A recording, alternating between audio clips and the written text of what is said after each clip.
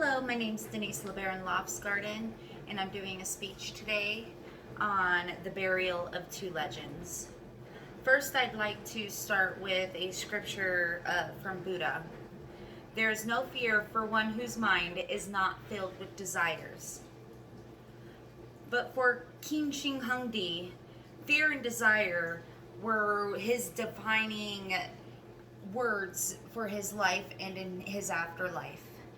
They were both princes, they were both legends, and both wanted to unify the humans together. But through this, each of these men chose different pathways through one word, and that was violence. Today in my speech, you'll be hearing facts from the textbook The Humanities Culture, Continuity, and Change by Mr. Sayer. And you'll also be hearing facts from National Geographic's and Timeline World History documentaries. These documentaries were The Bones of Buddha and The First Emperor of China Who Tries to Conquer Death.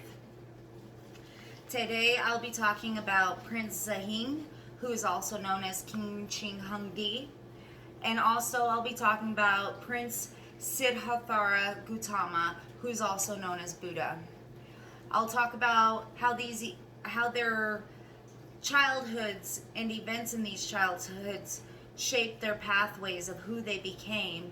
I'll go over the burials and why they wanted to be buried the way they were, and I'll also bring you through the leaders in their lasting images. First, I'm going to go over how they grew up and how this shaped their pathways. First, with King Shing Hungdi. He was a young king. His father passed away and left him the kingdom at only age 13. For a couple years, King Shing Hungdi was under the advisement of the prime minister, who was also his mother's lover.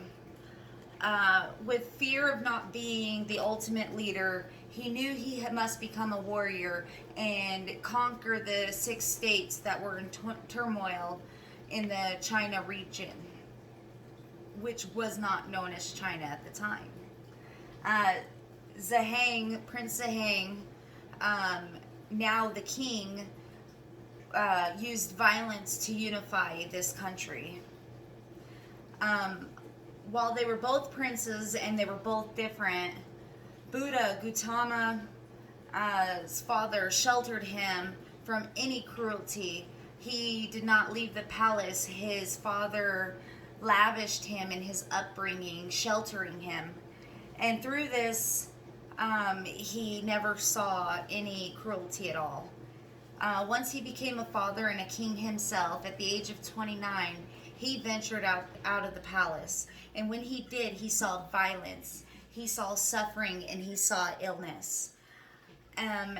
When he came back to the palace, he had made the decision that he was going to leave the extravagant luxuries of his lifestyle. He was going to leave his wife and he was going to leave his son to travel in the woods to find his truth and to end the cycle of suffering.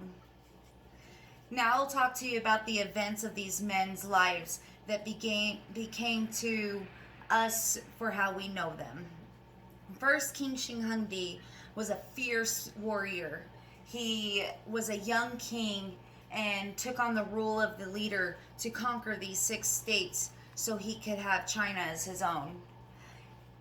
Because of his decisions to conquer these six states through war, it was at a great cost. He was faced with many enemies, and during his quest for these 6 states, he banned people and executed them just for criticizing him. During this time, he was under threat of his own power by his mother. His mother held a secret from him.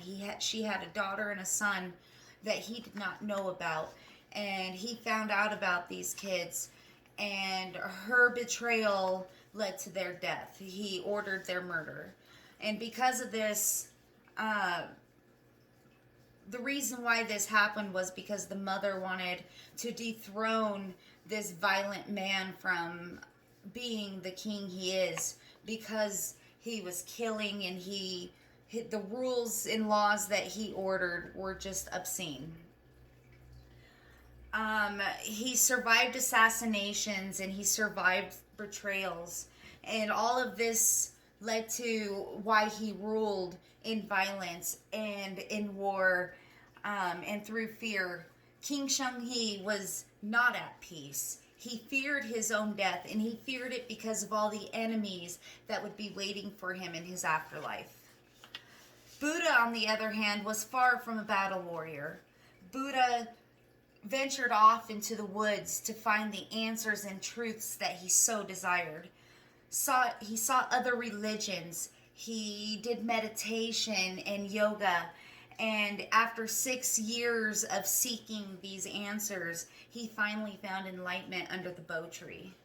He brought his message to others. He spoke of self-control and control of one's passions and destiny. He encouraged others to use care for one another, to love one another, and to do no injury to any creature. And through this, he taught about his Four Noble Truths. And these were the truth of suffering, the truth of cause of suffering, the truth of the end of suffering, and the truth of the path to the end of suffering. And this path was through the Eightfold Path. Now I'm going to go over both men's burials and why they wanted to be buried the way they were. King Shing Hung-di, his afterlife planning was driven by the fear of his enemies that would be waiting for him. Even though he was so almighty and so powerful, he wanted immortality. We believe that because of mercury pills that he was taken, that this is possibly the reason that killed him. But we are unsure of this because he has not been excavated, even though we are pretty sure we know where his remains are. He ordered over 8,000 statues of an army of warriors that were unique and that were life-size. And they, to top it off, he needed a grand burial. And this grand burial was a vast underground city surrounding his mound where he was buried. And underneath this mound where he is buried, he has surrounded himself with rivers of mercury. And in the early Daoism, we learned that there was a legend of this mercury rivers. And archaeologists have done soil samples on this mound deep under, and were able to find that there was high concentrations of mercury where this legend said that it would be. So we have now assumed that he is buried under this mound. For Buddha's burial, it was very much more simpler than King Shing Hung-di's.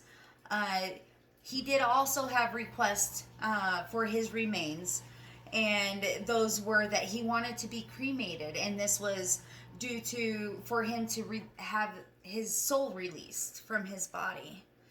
And he wanted his remains and relics divided amongst his followers, and then to be placed in places called stupas. And these locations were at places that were most important in life-changing events for Buddha.